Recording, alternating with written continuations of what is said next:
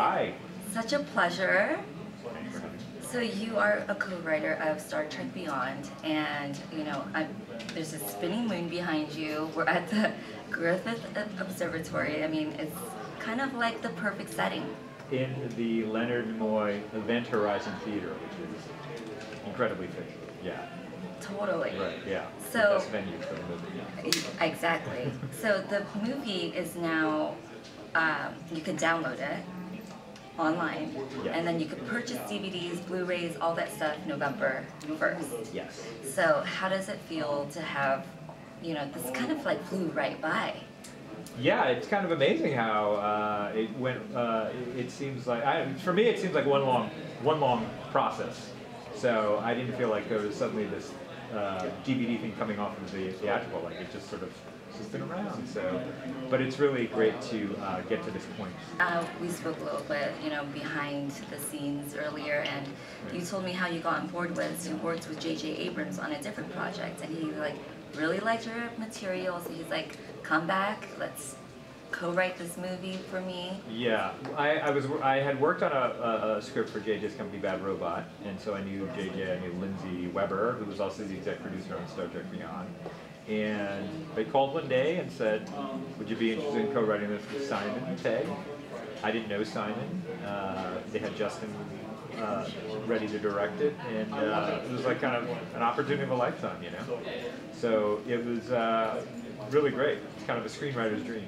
I can't believe someone would like call you to ask like, hey, would you like to do this? That's kind of like, yeah, you've made it. You've made it. Right, exactly. Right, like I did have like a couple of weeks where I kept thinking like, is he gonna take this away from me? Like, it just was like a little too fast. And it's not like just any movie. I mean, it's Star Trek. Yeah, and that's a huge one. And there's so many Trekkies out there that you have to like fulfill their dreams, and you know, you have to satisfy them. Yeah, the most pressure I think we felt was that, which was how do we make sure we're like honoring the canon, and you know, we're fans. How are we gonna make sure that other fans feel like they've been heard and serviced, and you know, we're not gonna drop the ball on that stuff. That was the most terrifying thing for me. Who's your favorite, you know, captain? I'm always a Kirk guy. I like the card. Respect him, but you can't. I know, Captain Kirk, man. Kirk yeah, yeah, right, he's exactly. the best. Yeah. And you know, like when you wrote this film, did you have any people in mind, like to be the actors? Well, we had the cast. The main cast had been involved with all three movies since 2009, since JJ did the reboot of Star Trek. Yeah. So they were great, and then, you know, we just had. I mean, Jayla, played by Sophia, was probably the biggest new character, and man, when she was cast, it was like, we just thought she was going to blow up as a character. Seriously, she was amazing. Yeah, like her great. Makeup, she's hot. Like, yeah, easy on the eyes. Like, what more can you ask for? And just like funny, you know, in like a kind of understated way, and just like amazing like action she can do. Yeah. Which is, I mean, you watch it, you just kind of blows your mind.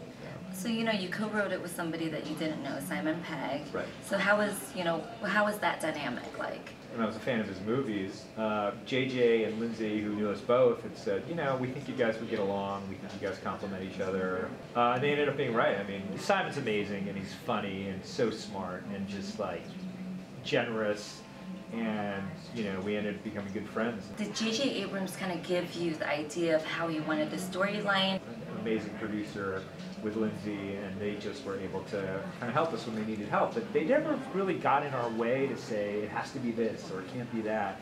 So it was really like kind of incredible that for such a big franchise and something so important in the studio, you know, we had like this sort of creative freedom that we did. So yeah. This was like basically your storyline, basically. Yeah, Justin and Simon and I had early discussions with Lindsay. Lindsay was a huge part of the story process. Talking about what it is we wanted to do, how we wanted to go about it, what we wanted to achieve, and a lot of that had to do with like, it's the 50th anniversary of Star Trek. What do we want to say that feels relevant? How do we want to comment on, you know, all those movies and all those TV shows? Is there going to be a next one? There is a next one in the works. Simon and I aren't writing it, but it was a story that I think they had started while we were doing Star Trek Beyond. So I'm really excited about it. I mean, it's kind of nice to be like a fan again, just to be able to kind of watch and see what they come up with. And when you're making it, it's amazing, but you know, you have to be so sort of on and specific about the characters that just to sort of sit back and be like, I'm going to be entertained again. It's kind of cool. I'm looking forward. So any other upcoming projects with JJ? No, we're always talking about stuff, and if something comes along that feels great, yeah, absolutely. I'd love to work with them again. They were great. And any upcoming projects for you that's coming out or that you're working on? Oh, I've got a pilot that I'm about to shoot for a network called WGN America. It's called Scout. It's based on this Vertigo graphic novel. So I'm excited about that. I have a project I'm doing at HBO Films about Elon Musk and the creation of SpaceX. So what is it about sci-fi that you like so much? I think sci-fi is just a great way of telling stories because you can fit all these things into it. That's got spectacle and it's got all this, creative license to do things, but you can still talk about real things while you have aliens running around or while you have, space battles going around. You can still infuse sci-fi, I think anyway, with political undertones, with things like race relations, all these things, and that's kind of like the beauty of Star Trek and what Gene Roddenberry kind of created. So that's what I like about sci-fi. Well, congrats. I loved the movie. Thanks. Looking forward to your next project. Thanks a lot. Have fun tonight. Thanks for having me.